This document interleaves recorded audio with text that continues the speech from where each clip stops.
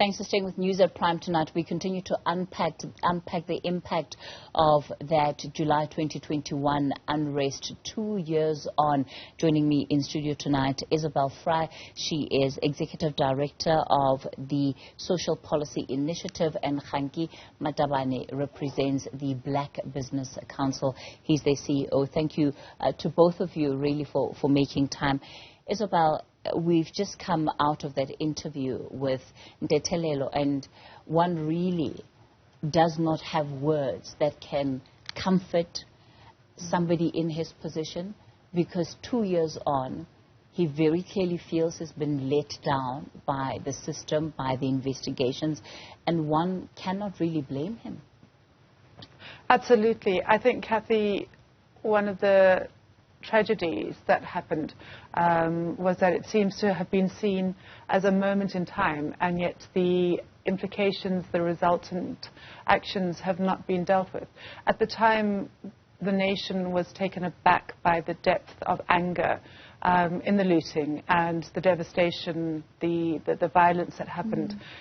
As if it was a moment outside of time, and yet we know that that was a build-up, a long-term build-up. And one of the main instigators that was cited by looters themselves was, for instance, the withdrawal of the 350 Rand grant. So government was given the indications as to what led to the build-up of this perfect storm, and yet there seems to have been no attempt to ensure that those catalysts were not repeated. So we see as if there's a loop. So government has gone back on a number of those promises, the social grants specifically. We see an increase in unemployment. We see an increase in poverty.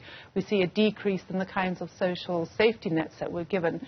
And then the impact on people's businesses, the small businesses that were happening. People have been left on their own, so that anger is simmering, that hopelessness continues, and it's as if it gets built up month on month on month. I mean, the point about the social unrest is that we see the evidence every week, every month. Last week in London, there was a meeting of investors in which the investors warned that in the UK, for instance, the levels of poverty and unemployment were such that they warned of people coming with pitchforks and torches. Now, the point is that's academic. Here, we have it happening every day across the country, and yet we're not taking action as if we're waiting for the flames to come, and only then, when the damage is done, will we try and pick up the pieces. Why is it that we haven't learned from what happened in 2021? Kganki, what Isobel is saying is important, because what she's pointing to is that in order to understand the unrest for what it is, in as much as it was tied to a very significant political moment in our country, that as far as causality is concerned, isn't the overriding factor that led to the moment. And because we still have these issues around social geography, around class, around poverty in our country that are largely left undealt with, it means that we will continuously find ourselves on the brink of potential violence. And for me, that's incredibly concerning. I wonder, for you as business, what is your view? Hi, Kathy and the viewers, and thank you very much for having us. Unfortunately, it looks like the establishment has moved on. By establishment, I mean the big business and government. It looks like those ones have moved on. Big business was able to claim from insurance, and they were able to recover. They are basically trading now. So those losses would be accounted as losses, but as part of business. But unfortunately, there were around 50,000 informal traders. There were around 1,500 jobs that were affected, and majority of them were small businesses, and some of them did not even have insurance, because also, if you are trading in a mall, you don't necessarily think something like that could happen. And unfortunately, it happened. The insurance is not there. Basically, small businesses are on their own, and a lot of people lost their livelihoods. They are not going to recover anytime soon. There have been a lot of promises, and unfortunately, that happens all the time when there's something like this. There have been a lot of promises of relief, of assistance and all those type of things. But once the speech is dry, nothing else happened. And unfortunately, a lot of small businesses, a lot of informal traders are left on their own. They can't do much. They have to then hustle again and hustle up and try to rebuild. Sure. But unfortunately, we talk the talk, but we don't walk the talk. And it happens all the time. Every time there's a disaster, you find all the attention is brought there, and people go in there and make nice, promising speeches. But that is the end of it. And unfortunately, that's where we are. And going back to the issue that Isobel has raised, the challenge is that even from a socio-economic point of view, nothing much has been addressed. The underlying conditions are still there. So if a similar occurrence happens, we're likely to see the same thing again. All right. And the difficulty here, Isobel, is that you cannot really predict what that factor is going to be, that match, that sort of lights the fire that we seem to be tinkering on. I want to go back to a point that Kganki is making around business. So Sasria announced that it spent over 30 billion rand just in terms of helping businesses recover.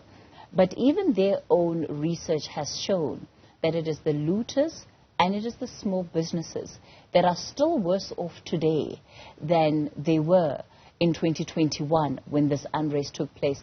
And you spoke about lessons. I think that there are lessons that we can and that we should be learning as a country. Why do you think we're not doing that? I think that we are concentrating on short-term crises. You talked about the spark, the catalyst that might happen. I think we're all very concerned about the 2024 elections and how that could act as a catalyst. And it's as if we are dancing on eggshells, not knowing what will set things off.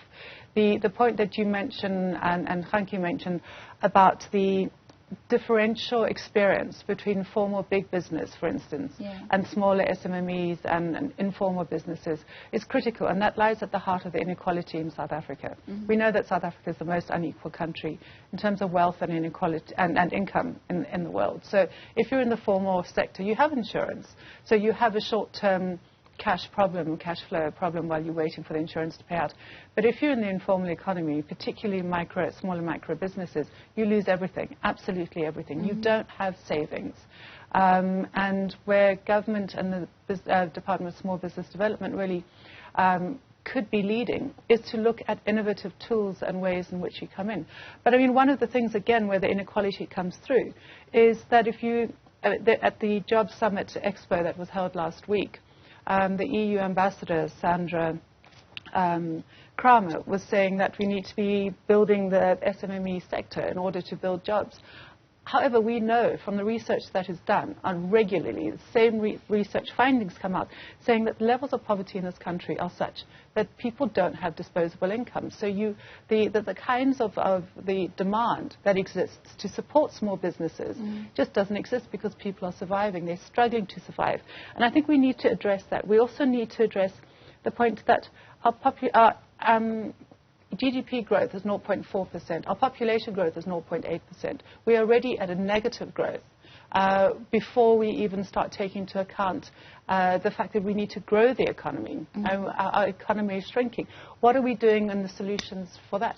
And you and I have had this conversation before time and time again, that we need to be looking at the income distribution. How is it that the levels of inequality are such, and they continue to perpetuate? We can see what's happening in front of us. We see the growth. South Africa. So Isobel, because what you're really driving to is that with the high levels of poverty that we have in this country, the reason why we are sort of always tinkering on the brink of a crisis is because you have people that simply don't have food to eat at night. That is the problem. And your solution is that a conversation like a basic income grant should have been resolved a long time ago, that people should be receiving that grant, and that would go a long way in alleviating part of these crises. But is it really a panacea? Do you think that if tomorrow government implemented a basic income grant, that moments like what we saw in July would not happen? I think that we would have moments, but the ground, the fertility of the ground for crisis would be far reduced, because people would know that next month there will be a payment that comes to them. There will be far more people engaged in the economy. What we have now in the 350 grant is a means test. That means that Treasury punishes people for using that money to start a small business. So we are using policy to do exactly the opposite of what we want. We want people to say, here is the money, let's invest it, and we can start growing and building small businesses from the bottom up. So that when the next crisis comes in this perfect storm, and just to say, we need to acknowledge that this country's got the highest unemployment, the highest poverty, and the highest inequality. Other countries have had bad moments on one of those things. For instance, Tunisia, the inequality was what led to the Tunisian Spring.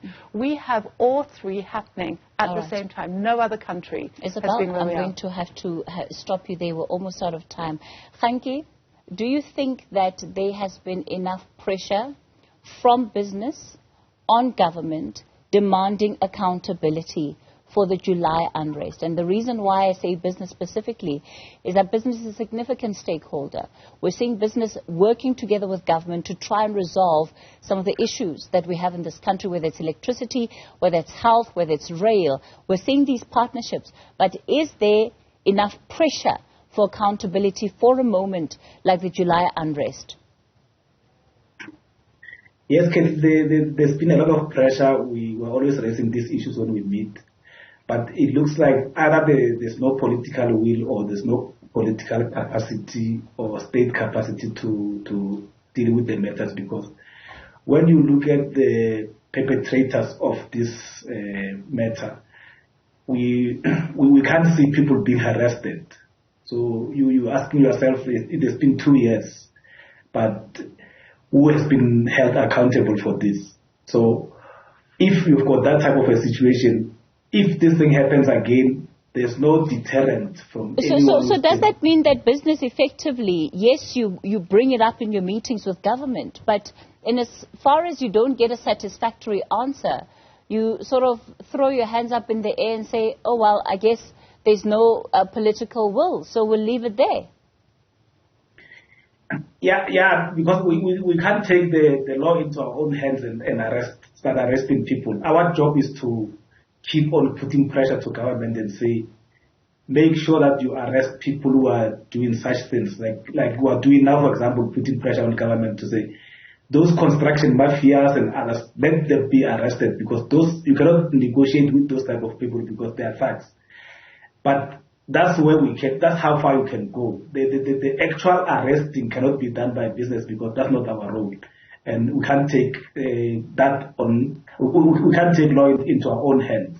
The other issue I think that is worrying is that the economic plan that we have, NDP 2030, we are now in 2023, has indicated that if we want to deal with unemployment seriously, we should create 11 million jobs by 2030, but we're far from there, because the bulk of those jobs are supposed to be created by small business. Kganki, we're going to have to leave it there. Unfortunately, we're completely out of time for this conversation. Kganki Matabane and Isobel Frye reflecting on the July unrest for us.